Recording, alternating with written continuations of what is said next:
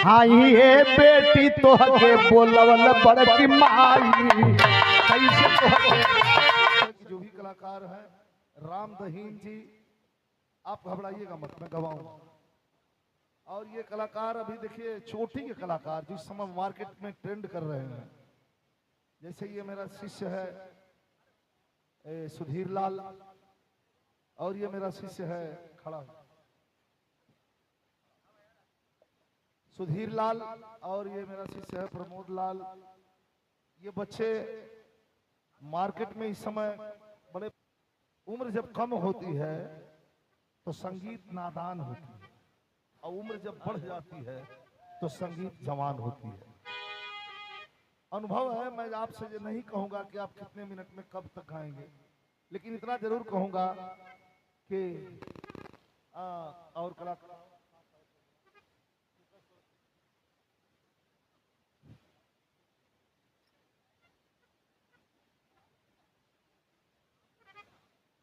कोई सोरस हो तो बतावा, तब हम हटिए पर से आवाज हमारा।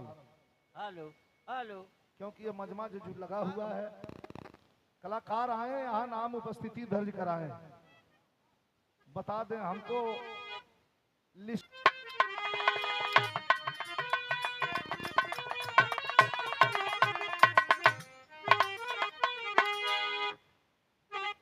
हेलो हेलो,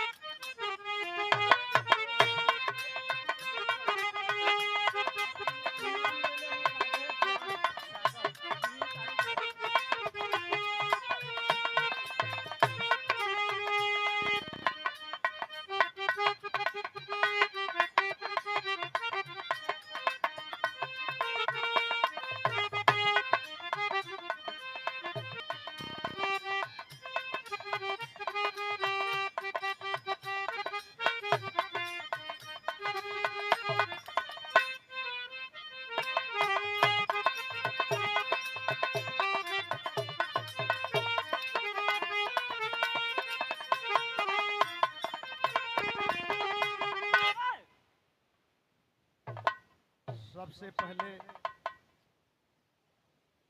सिंधी ताली की मट्टी को नमन करते हैं, अपने गुरुजनों को कोटसा नमन करते हैं। यहाँ आए हुए समस्त विद्वान जन, विद्वजन, श्रेष्ठ जन, सबका हार्दिक स्वागत करते हैं, अभिनंदन करते हैं, वंदन करते हैं।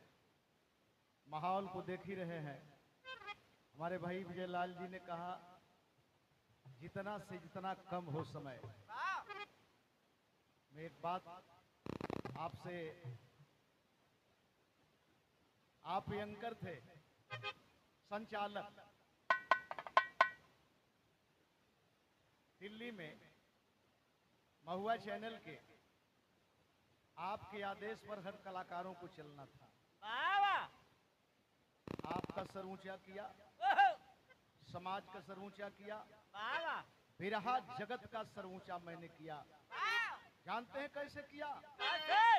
13 मिनट की समय थी सबके लिए, कहीं 10 मिनट, कहीं 11 मिनट, कहीं 12 मिनट, 13 मिनट होने ही नहीं दिया।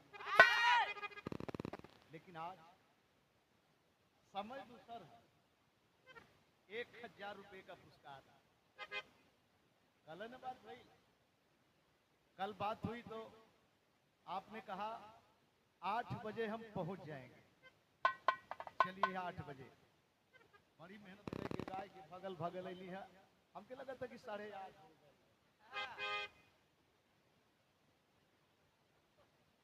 सांसद छोटे भाई दिनेश लाल यादव एम निरहुआ, बड़ा प्यार है छाती में।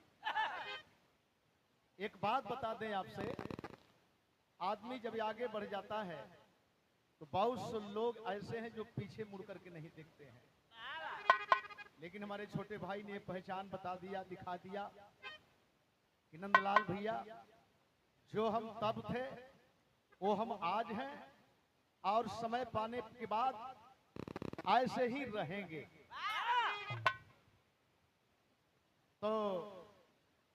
एक छोटा सा बिरहा माननीय प्रधान जी, हम समझत है भाई बिरहा बिरहा बिरहा तो समैया ना न दिक्कत करत है, ठीक हो ना? ना दोषी होता हो, ना दोषी। क्या बात है स्वर्दा।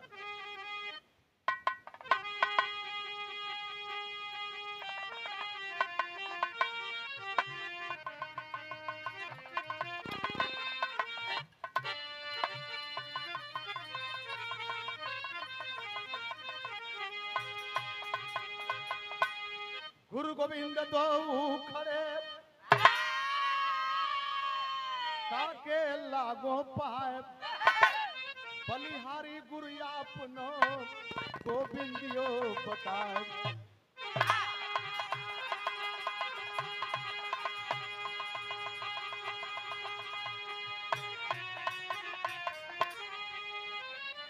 बुद्ध से बुद्धि मिली, बुद्ध से बुद्धि मिली, कबीरा से मिला ज्ञान, ज्योतिबा से शिक्षा मिली, बाबा साहब दिए संविधान।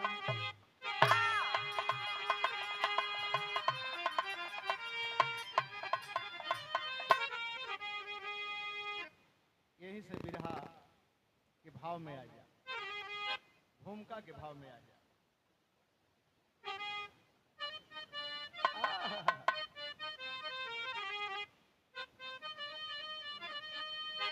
समझा नहीं अब तलक कोई जग में, लिखा मालिक क्या मेरे तकदीर में, चमकता रहा सूर्य समझो कि कल तक, आज रोता है खुद अपनी तस्वीर में।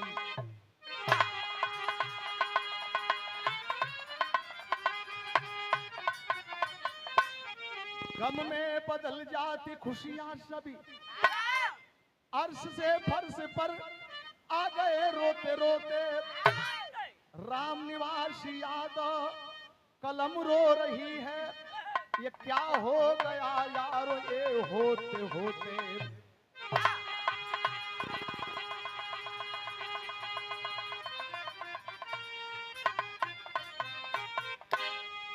जो बिरहा आपके बीच में दे रहे हैं ये बहुत बड़ा अछूता रोग है, इसको दूर करने की जरूरत है। साथियों, कौन सा अछूता रोग है जो समाज को पंगु बना देता है? एक लाइन संकेत हो लाल, ऐ मुसाफिरी, ऐ मुसाफिरी भटकता है क्यों दर बदर,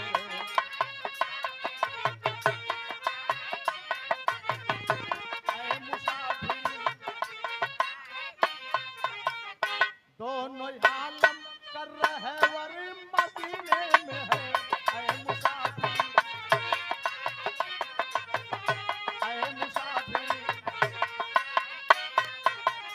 दोनों आलम कर रहे वर मदीने में है।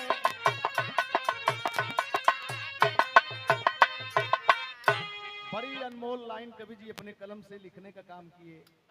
एक ही डाल में दो सुमन खिल रहे, दो सुमन खिल रहे।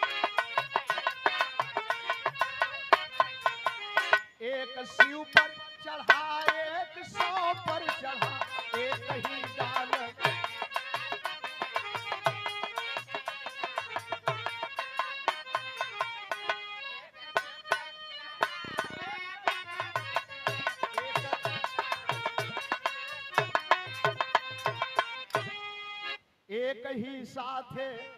एक ही साथ दोनों तरह से गए,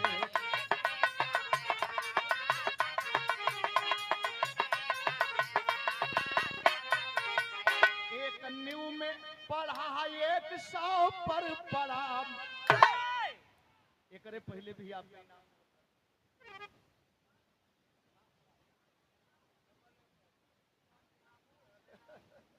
ये 50 रुपये ईमान रमधारी बाबू, और ये 500 रुपये पुरस्कार अपने भाई विजयलाल हमन पड़ोसिया ही जा एक चीज हमन जो पा गल हमें बड़ी खुशी होती है कि कभी जमाने में रामदेव बुल्लू हीरा बुल्लू हीरा रामदेव, ये बहुत बढ़िया संदेश है। हम रहें या न रहें, आप रहें या न रहें, लेकिन एक बार जमाना जब नाम लेगा तो ही कहेगा कि एक तरफ विजयलाल एक तरफ नंदलाल। और स्वर्गीय रामदचार ने ही पहचान दे दिया हम दोनों के बीच में। ये 500 रुपया पुरस्कार स्नेह भरा और बहुत बहुत धन्यवाद।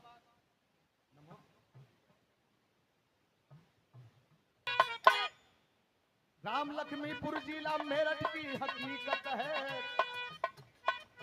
राम लक्ष्मीपुर जिला मेरठ की हकीकत है, स्वार्थी लोगों को जो दे रही नसीहत है। वहीं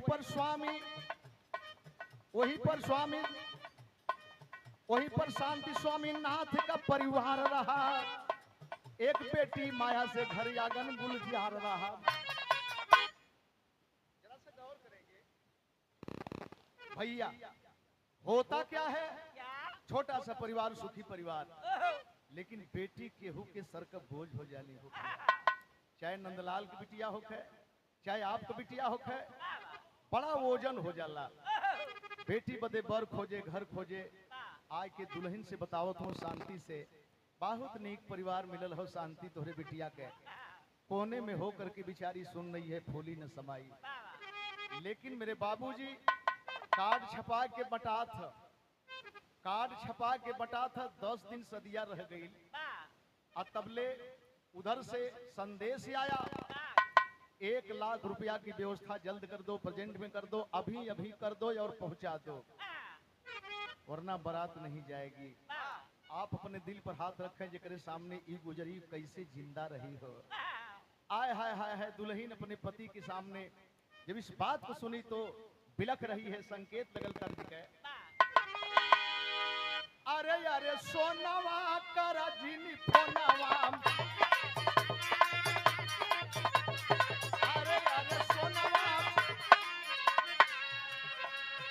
अरे सोनवा कर जिनी फोनवा, चुमक धर जिनी हाजराऊ भूखल, सझिया का पीड़िया बरत हाजराउर भूखल पानी।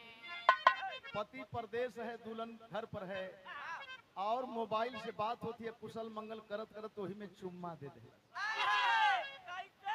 वो मोबाइलिया में चुम्मा दे दिलस। नयका वाला, अच्छा वो करी शौकीन आदमी हुए, वही में पिप्पी दे दिलस, ये सही है ना। दुल्हन उतना दूर है, पति कहती है आज हम त्योहार में हैं, आज हमके झूठ काट मत करा। क्या बात है, कल की झूठ काट ना करत है, तो के हम पारन का विधि बताओ थे। अरे अरे सोनावा उठावा तनी फोनावा,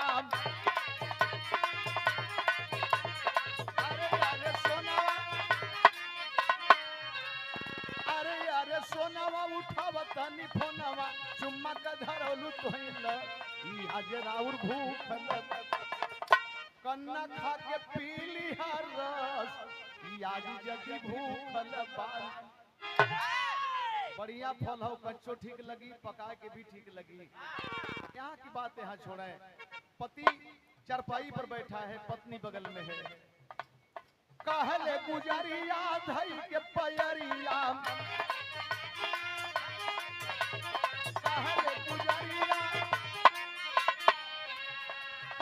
गुजरिया धई के पयरिया, बरस नयन जलधाम, सजनाई जतिया बचाला, कोई नहीं लौक हमार, सजनाई जतिया बचाला। रो रही है, बिड़क रही है स्वामी। दरवाजे पर बारात ना आई, मेहमान कार्ड जे पौले हो दरवाजे पे आई, कैसे जिंदा रहल जाई हो। व्यवस्था करा, बेटी की शादी अनिवार्य है, अपने इलाके में धनाढ्य व्यक्तियों के पास जाता है, लेकिन समय बलवान होले, पॉकेट में पैसा है तो दो चार जानी चाय पिया वाला पानी पिया वाला मिल जाई हैं आ जहिया पॉकेट में पैसा ना कि जयरमनी तक ना ठोकर आया है इधर गया उधर गया उस धनार्थ व्यक्तियों के पास गया लेकिन जहां जाता है वहां लोग इनकार कर देते हैं। निराशा लेकर के वापस आ रहा था, बीच रास्ते में एक्सीडेंट हो गया। दौड़े लोग स्वामीनाथ को उठा करके दरवाजे पर लाए और जब स्वामीनाथ को उठा करके दरवाजे पर लाए कभू अखिया मुनाए जाए और कभू अखिया खुले तो ताके।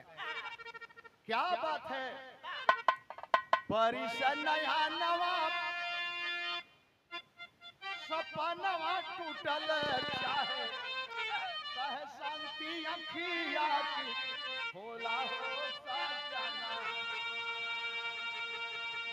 स्वामीनाथ समझाव प्यारी धीर धारा मनवा में अरे विधाना के हाथे होला जीवन याओ मरना। स्वामीनाथ का आँख खुलल कल दुल्हीन लगत है कि ना बचा लेकिन एक बात सुना एक कहनवा मंगनवाई तो हरासी अरे टूट मत दिहा बेटी माया कैसा पना। घरवा दुआर बेचिहा अंगूठी हमारे बेचिहा दे दिहा गरीबिया में जवन बामन। सांस टूट गई मेरे दोस्त। ये संकेत करें दो चार बिस्सा खेत था हर द्वार है एक आथन गहना गिटो सब बेच दिया लेकिन बरात द्वारे बुला के बेटी की विदाई करवा दिया। शांति अगर बेटी की विदाई हो जाएगी तो मेरी आत्मा को शांति मिल जाएगी। ये 1000 रुपए का पुरस्कार अपने भाई विजयलाल जी के कुमलकर से हार्दिक स्वागत करते हैं और माननीय सुरेंद्र सिंह बाबू आपका भी सादर सम्मान करते हैं। बैठक का जगह आए है खबर जाती है जहां से बाराती आने वाली थी आए तो जरूर मेहमान लेकिन बाहर जमाना मैंने कहा छूता रोग है। आए लोग और कहे कि शादी नहीं होगी। ये लड़की है कुलक्षण है। शादी विवाह के बीच में कोई अनहोनी अप्रिय घटना घट जाती है तो केवल बिटिया ही दोषी बनता है।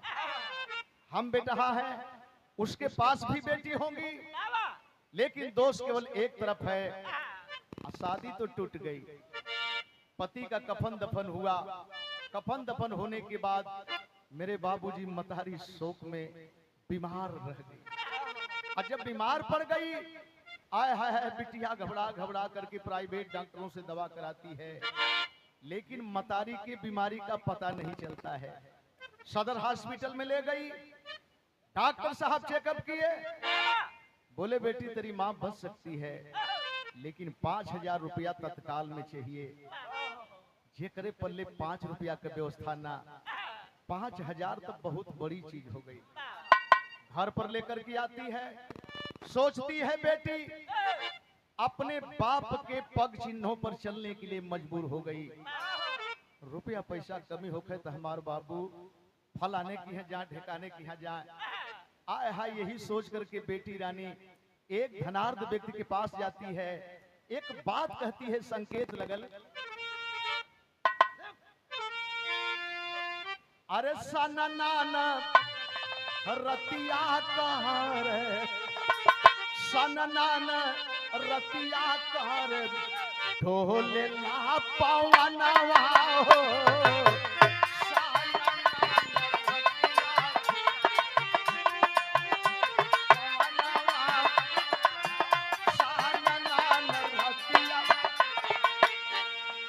नन रतिया करब हरे टोलेला पवनवा हो,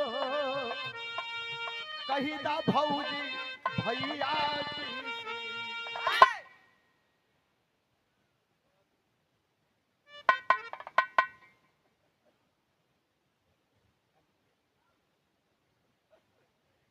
राजेंद्र यादव उर्फ मुलायम सिंह यादव, बड़ा अनमोल नाम है भैया का हमरे।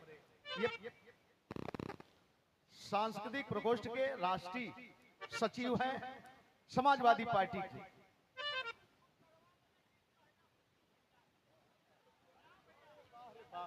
क्या बात है, क्या बात है। देखा तू ये हौसला देखा। अरे कहीदा भौजी भैया जी से, कहीदा भौजी भैया जी से, दे दे मोर गवानवा हो, कहीदा भौजी।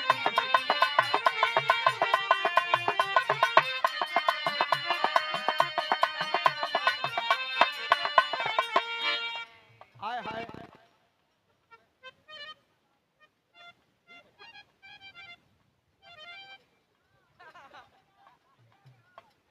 ये 500 रुपये पुरस्कार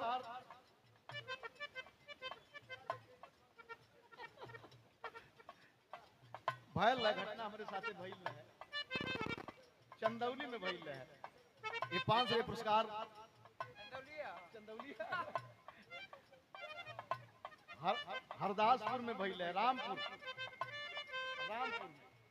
हाँ, ये 500 रुपये पुरस्कार और बड़ा उत्साह के साथ ये 500 रुपये पुरस्कार आप राजेंद्र यादव और मुलायम सिंह यादव 500 रुपये का पुरस्कार सम्मान में देखा है।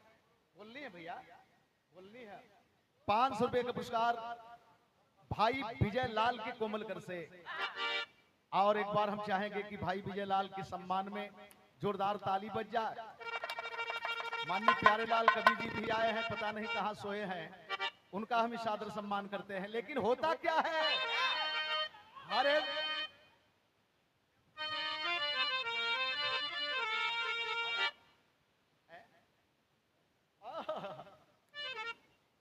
आखिरकार सामने जाती है, हाथ जोड़कर गिड़गिड़ाती है, आंख से टप टप टप टप आंसू चल रहे थे और यही कहती है, अरे देईदा हाथ तो हर जोरी भैया, देही दे बाब रुपैया हो, हाथ तो हर जोरी भैया, देही दे बाब रुपैया हो, आज यही टुअरी के हारा पीछे नैया हो। दो शब्द का इस्तेमाल करती है, बाबूजी भैया हमार माई पेट पर पड़ल है, 5000 रुपया दे के हमरे माई के जान बचाला, जीवन भर एहसान सर पर लेके ढोई। मंद मंद मुस्का रहा है, इसके तरफ ताक रहा है। सोचिए, बाबूजी कहती है, भैया कहती है, कहा कि पैसा चाहिए, अपनी आंस रोक ले, रुक जा, एक काम कर, पैसा जितना चाहिए उतना दूंगा, पैसा जितना चाहिए उतना दूंगा, लेकिन एक दिन मेरे साथ हम बिस्तर हो जा।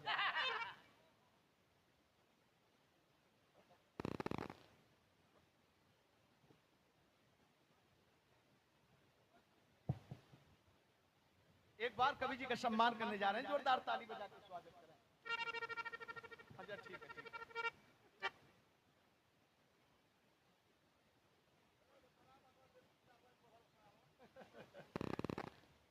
होता क्या है, भेड़िया भूखायल जैसे निरीख जवानिया, दे देब रुपया हमार मान जब बचनिया, एक बार मेरे साथ हम बिस्तर हो जा।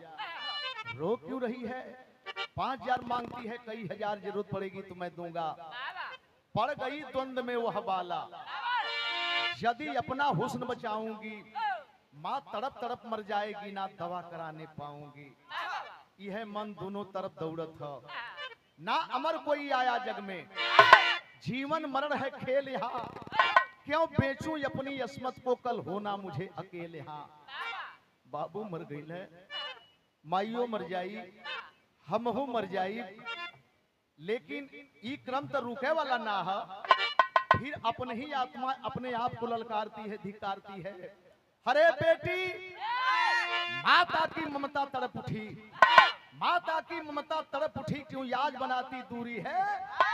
अरे पहले दवा कर माता की रे बेटी, चाहे जितनी मजबूरी है।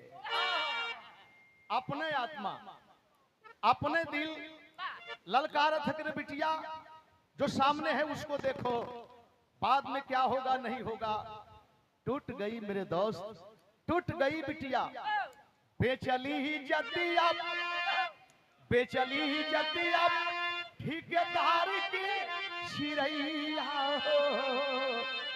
हर लेके रुपया आवत रहली लेके रुपया आवत रहली ये हर मरल घर में मैया हो। रुपया पैसा लेकर के आ रही है, कुछ दूरी है अपने घर से, देखती है दरवाजे पर तमाम लोगों की भीड़ जुटी है। ऐसी भीड़ है हमारे दरवाजे पर। एक आदमी आगे बढ़ के बोला, बेटी बड़ा देर का दहली बिटिया, बड़ा देर का दहली।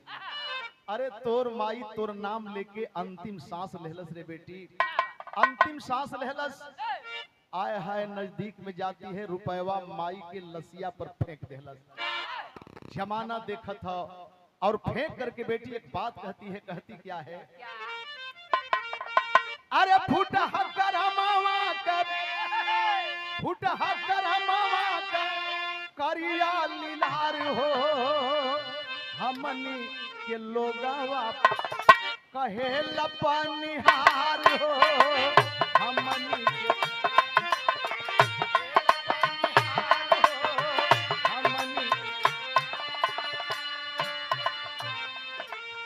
रोवे माया बेटी देखबा, रोवे माया बेटी देखबा आंसुआ के गार हो।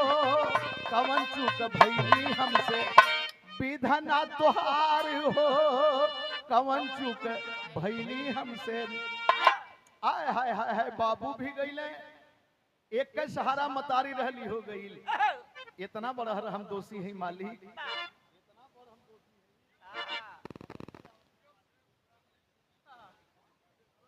मैं पैसे की बात नहीं कर रहा हूं।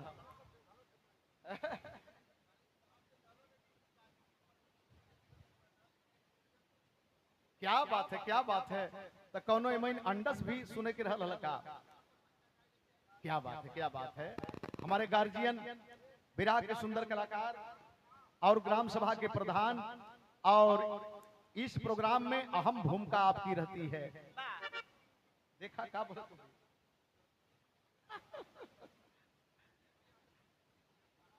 अरे क्या बात है, क्या बात है।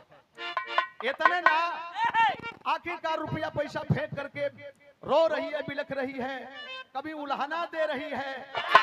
गांवपुर के लोग मिलकर के उसके मतारी का भी कफन दफन कर देते हैं। और कफन दफन कैले के बाद एक दिन बीतल, 2 दिन बीतल, तीसरका दिने दरवाजे पर बैठ करके अकेली बेटी रो रही है। कभी रो रही है, कभी चुप हो जा रही है। एक ही अजनबी बिल्कुल अनजान व्यक्ति आया, बगल में बैठा, अपने गमछा से उसकी आंख पोंछने लगा। और अपन हुर रोह की अपनो यसिया पोंछे। लेकिन जानते हैं वो क्या कह रहा था? एक लाइन तर्ज है लाल। हरे मोरी सारी पियारी, हमरे बाबा, हरे मोरी सारी पियारी, सारी के तने की सारी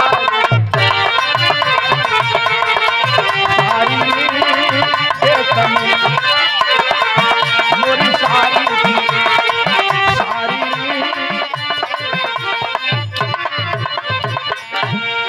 लेकिन कहा क्या?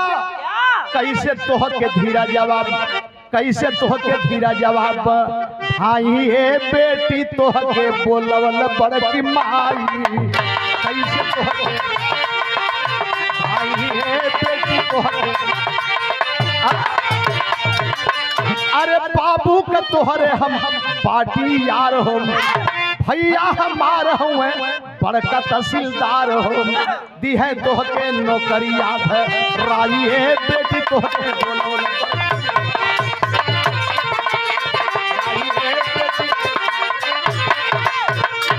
साबस लाल कार करेंगे।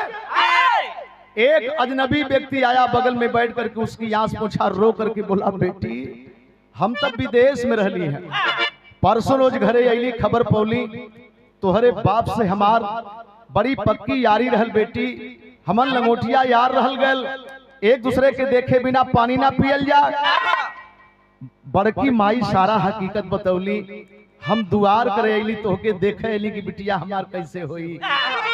अच्छा तो रोना धोना बंद कर बेटी।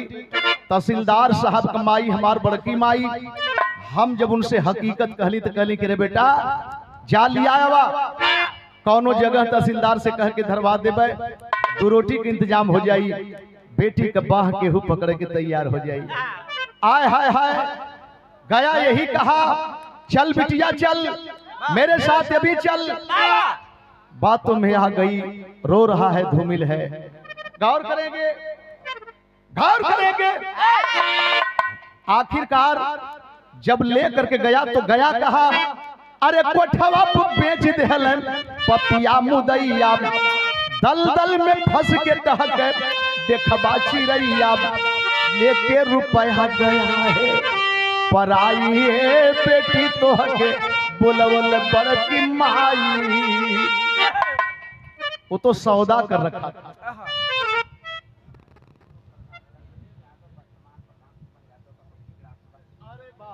पूर्व प्रधान चंद्रबली यादव, वर्तमान प्रधान सुमन जी के पति, ये सिंधी ताली से ये बहुत रुपए का पुरस्कार प्रधान जी का सम्मान करते हैं। आप सारे लोगों का सम्मान करते हैं। गौर करेंगे कोठे पर दूर से ही दिखाया तहसीलदार साहब का ही मकान है बिटिया। अंदर लेके गया, उस बुढ़िया को बताया कि है हमारी बड़की माई है। पैसा ले लिया, कुछ देर तक बैठा रहा। इसके बाद कहता है बिटिया 5 बजे के बाद तहसीलदार साहब यही हैं, तबले हम घूम के चली आवत है। बड़ी देरी होकर लगल, न तहसीलदार साहब का पता न चचा का पता। आखिरकार घबरा करके पूछ बैठती है कि दादी माई हमार चचा ना आइले, साहबो ना आइले, पान दवाई है मुंह में हंस रही है। रे बिटिया देखे एक शब्द कितना भारी पड़ गया। जल्दी में कह दिए रे बिटिया एजेंट तमाम तहसीलदार चौकीदार थानेदार आवलन, आ तोर चचा उना रहल बेटी तो के बेच के चल गल।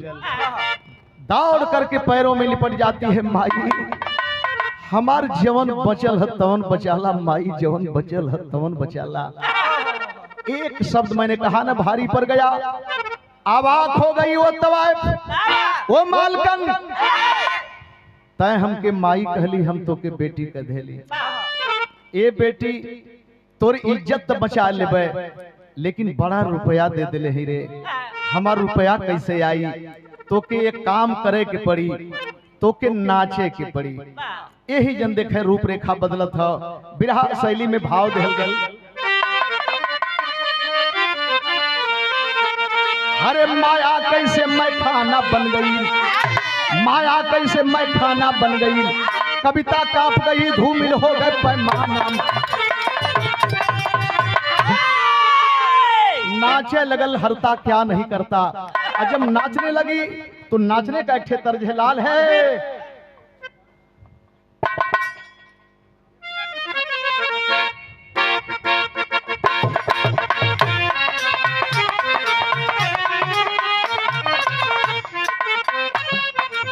एक गोटेदार लहंगा, एक गोटेदार लहंगा निकलूं जब दार के, एक गोटेदार लहंगा निकलूं जब, एक गोटेदार लहंगा।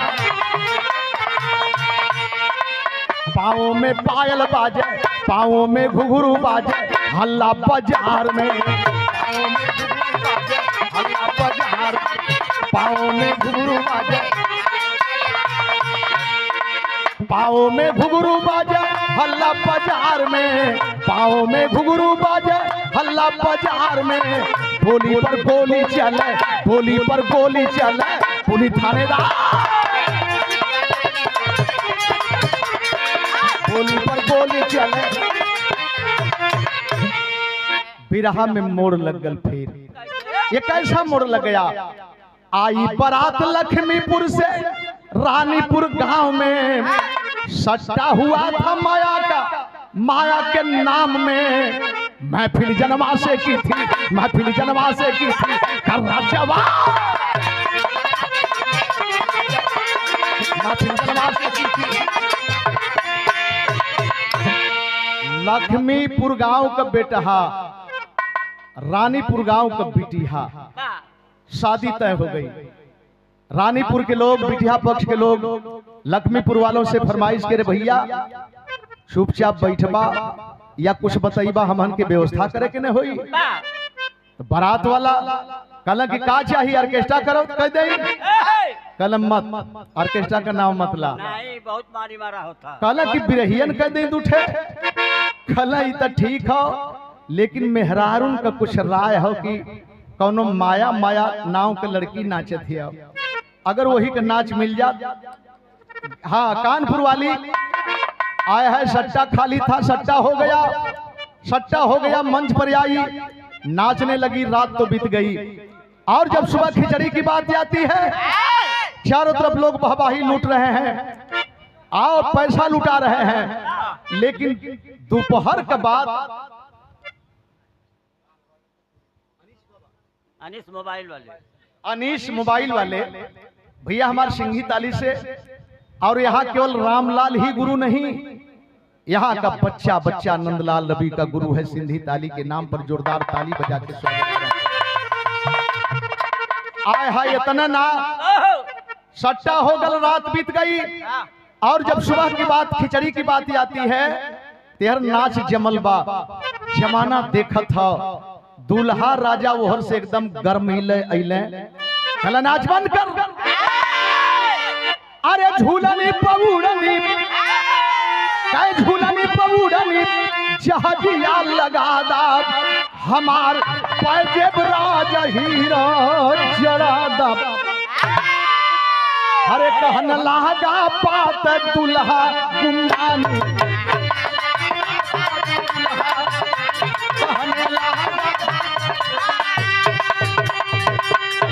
अरे बंद करो नाच, कहे बंद करो नाच, हमार बात ले बुमानी, कहन लागा पात दुल्हा गुमानी। आते आते ही समियाने में एक पैर रखता है, बोला नाच बंद कर, पैसा आया अपना ले ले, बंद कर नाच। नाचने वाली अवाक हो गई, सारे समाज के लोग अवाक हो गए। बरतिया घरतिया ताकत हो के भाई दुल्हे राजा डांटत हुए, लड़कियां पूछ पड़ल, नाचने वाली पूछ पड़ी, भैया इ नचिया काहे के बंद करावता रहा। कल रे इतना पैसा देने की बात थी, न शाम को परछन के पहले दिए, न रात में सिंदूरदान पर दिए, अब तो हम खिचड़ी खा रहे हैं, अब जाने वाले हैं तो क्या ये देंगे सब। माया कहे कितना चाही रुपया, बिंदु के अभागल बनावा न भैया। माया धूमिल स्वर में, कातर स्वर में बोली, बाबू सिंदूरदान हो गल, कल तो रात में ही रस्म था, कल किस राती का सिंदूरदान कई के सुहागन बनौला, ये तनी पहरे अभागन बनावत हुआ। कितना रुपया चाहिए, हम देबे। अरे बिंदु के अभागन बनावा न भैया, कहन लागा पात दुल्हा। आज जब सुना कि जितना रुपया चाहिए हम देव, आजुए देव,